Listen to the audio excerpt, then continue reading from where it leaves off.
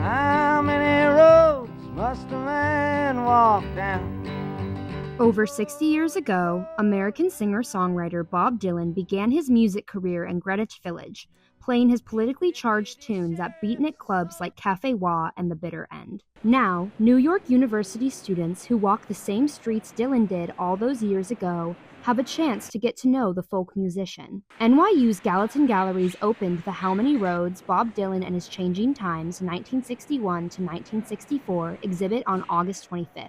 The gallery, which is free for NYU students and the public, captures Bob Dylan's time in NYC, starting with his move to the big city and ending with the March on Washington. The gallery was first shown at the Bob Dylan Center in Tulsa, Oklahoma last year. According to the exhibit's curator, Mark Davidson, the gallery focuses on how the political climate of the 60s impacted Dylan's music. There were any number of really significant social and cultural moments happening during this couple-year period. There was a real civil rights struggle happening. We wanted to position Dylan in Greenwich Village at that moment and sort of the social and cultural influences that inspired him to reach greater heights as a songwriter. In fact, inspired him to become a songwriter to begin with. The exhibition is being shown as part of NYU's new Arts and Impact initiative. The initiative's theme is Remix the Future, which, according to NYU's website, explores how music shapes our lives and invites us to build connections and reimagine the world around us. For Davidson, Bob Dylan's story embodies this theme.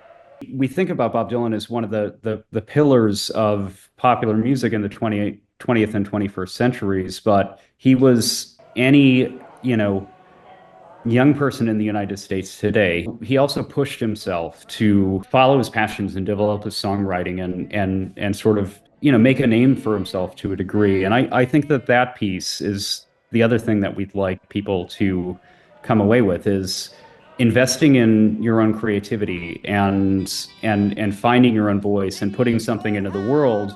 That's the magic. Keith Miller, the curator of the Gallatin Galleries, has similar hopes for the exhibit and believes it's particularly relevant to NYU students.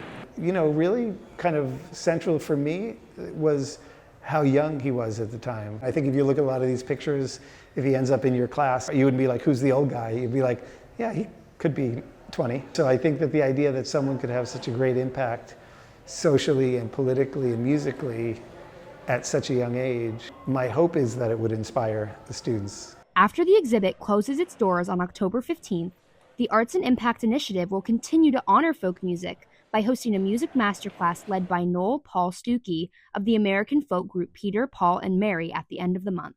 Annie Emmons, NYU Now.